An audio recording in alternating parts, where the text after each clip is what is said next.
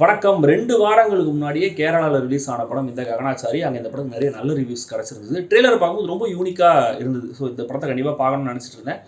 இங்கே எப்போ அந்த படம் ரிலீஸ் ஆகும் தெரியாமல் இருந்தது. இந்த வாரம் நாளை ஃப்ரைடே தான் அந்த படம் இங்கே ரிலீஸ் ஆகுது.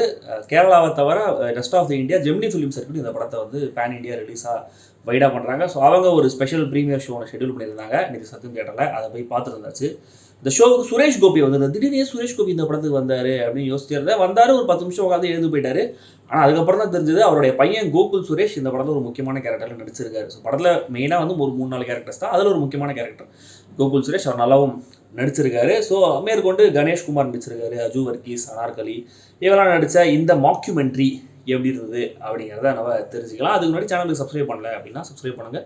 வீடியோ பிடிச்சிருந்தனாலோ பிடிக்கலனாலோ அதை கமெண்ட்டில் சொல்லுங்கள். தென் லைக் பண்ணுங்கள், ஷேர் பண்ணுங்கள். மாக்யூமெண்ட்ரினா என்ன அப்படின்னு தெரியணும்னா இந்த வாரம் டேலோமீட்டர் ஆப்பில் கொக்கோரெக்கோ செக்மெண்ட்டை கேளுங்க.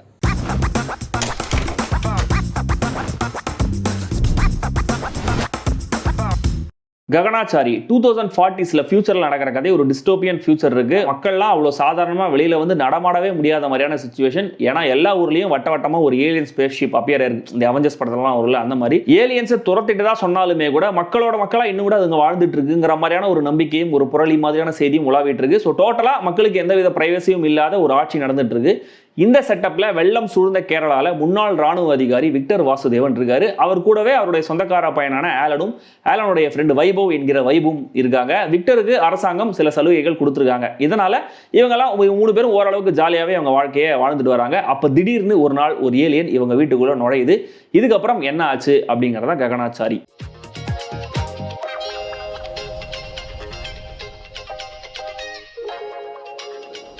முதல் ஃப்ரேம்ல இருந்தே இது ஒரு வழக்கமான படம் இல்லைன்னு நம்மள ஒரு ஃப்ரெஷ்ஷான கிரேசியான எக்ஸ்பீரியன்ஸுக்கு தயார்படுத்துறாரு இயக்குனர் அருண் சந்து.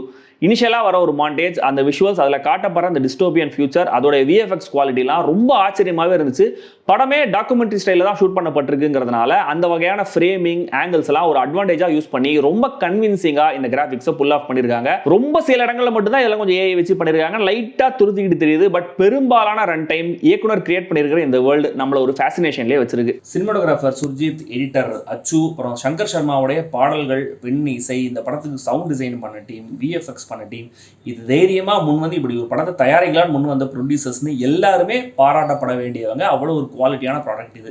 இந்த வேர்ல்டில் நம்ம பார்க்கறது வெறும் 4 கேரக்டர்ஸ் தான். அந்த 4 பேருமே மாற்றி மாற்றி ஒவ்வொரு சீன்லையும் ஸ்கோர் பண்ணுறாங்க. இதில் கணேஷ்குமார், கோகுல், அஜு வர்கீஸ்னு 3 பேருடைய காமெடி டைமிங்கும் ஒவ்வொரு சீன்லையும் அவ்வளோ ஷார்ப்பாக இருக்குது. ஏலியனா வர அனார்கலி செம்ம சாய்ஸ். அவங்க முறைச்சு பார்க்குற காட்சிகள் அவ்வளோ எஃபெக்டிவாக இருக்குது. செகண்ட் ஹாஃபில் அவங்களுக்குன்னு ஒரு குரல் கொடுக்கப்பட்டிருக்கு. அது யாருன்னு சொன்னால் ஸ்பாயிலர் ஆகிடும். பட் அதில் அவங்க பேசுகிற வசனங்கள் அது படத்துடைய ஹியூமர் கோஷன் இன்னும் தான் அதிகமாகிருக்கு. ஒரு சயின்ஸ் ஃபிக்ஷன் மாக்குமெண்ட்ரி ஸ்டைல்னு சொன்னாலுமே கூட அடிப்படையில் இந்த படம் ஒரு சோஷியல் சட்டையர் தான். ரொம்ப கன்சர்வேட்டிவான ஓல்ட் ஸ்கூல்னு கூட சொல்ல முடியாத அளவுக்கு அரதப்படசான மாரல் வேல்யூஸை மக்கள் கிட்ட திணிக்கிற, மக்களை கட்டுப்பாட்டில் வச்சிருக்கிற ஒரு ஆட்சி. பெட்ரோலுக்கு டிமாண்ட் வந்து அரசாங்கமே ஈவி கார்ஸை மேனுஃபேக்சர் பண்ணி அதுலேயும் ஜிபிஎஸ் வச்சு மக்களை கண்காணிக்கிறாங்க. நைட்ல ஏலியன் நடமாட்டோம்னு சொல்லி மக்களை வெளியே வர விடாம தடுக்கிறாங்க. ராகவன் அப்படிங்கிற ஒரு ஏஐ கேரக்டர் வருது. அது பேசுற நக்கல் அடிக்கிற டயலாக்ஸ், அதுக்கான ஒரு பேக் ஸ்டோரி அண்ட் அந்த ஸ்டோரி பெயிண்டிங்ஸ் மூலமா சொல்லப்படுற விதம்னு இந்த டிஸ்டோபியன் ஃபியூச்சருக்குன்னு ரைட்டர்ஸ் அருணும் சிவசாயம் யோசிச்சிருக்கிற அந்த எலிமெண்ட்ஸ் இருக்குல்ல, இந்த ஸ்டோரி டெல்லிங் முறையே செம்ம இன்வென்டிவா இருக்கு. அண்ட் ஒவ்வொரு சீன்லையுமே ஏதோ ஒரு காமிக்கல் எலிமெண்ட்டை நீங்க கவனிப்பீங்க. அது கண்டிப்பா உங்களை சிரிக்க வைக்கும். அண்ட் இந்த மலையாள படங்களுடைய பாப் கல்ச்சர் ரெஃபரன்சஸ்லாம் உங்களுக்கு தெரிஞ்சதுன்னு வச்சுக்கோங்களேன், இந்த படத்தை நீங்க அதிகமாக கூட என்ஜாய் பண்ணுவீங்கன்னு நினைக்கிறேன். இல்லைனாலுமே கூட பரவாயில்ல, ஏன்னா எனக்கு அது புரியல. ஆனால் அது எனக்கு பெரிய உறுத்தலா இல்லை. ஆனால் உறுத்தலா இருந்த விஷயம் ஒன்று இருக்கு. இந்த லாஸ்ட் ஒரு ½ ஹவர் இந்த கதை எப்படி போய் முடியும் அப்படிங்கிறத ஈஸியாக கெஸ் பண்ண முடியுதுங்கிறதுனால அந்த ஒரு 20-30 மினிட்ஸ் அவ்வளோ என்கேஜிங்காக எனக்கு ஃபீல் ஆக. பட் அந்த போர்ஷன்ஸ்லையுமே வர காமெடி ஸ்டில் ஒர்க் ஆகுது, நம்மள சிரிக்க வைக்குது. பறக்கிற அளவுக்கு சக்தி இருக்கிற ஒரு ஏலியன் ஏன் இப்படி ஒரு வீட்டில் போய் தங்கணுங்கிறதுக்கான காரணம்லாம் நம்மளுக்கு சொல்லப்படவே இல்லை. அந்த ஒரு லாஜிக் பிரச்சனையும் கொஞ்சம் உறுத்திக்கிட்டே தான் இருந்துச்சு. பட் இந்த ககனாச்சாரி ஒரு அவுட்ஸ்டாண்டிங்கான எக்ஸ்பெரிமெண்ட், செம்ம டேரிங்கான ஒரு முயற்சின்னு கூட சொல்லலாம். ரொம்ப ஹிலேரியஸான, கிரேசியான, என்டர்டெய்னிங்கான, யூனிக்கான ஒரு எக்ஸ்பீரியன்ஸாக தான் இந்த படம் எனக்கு இருந்தது.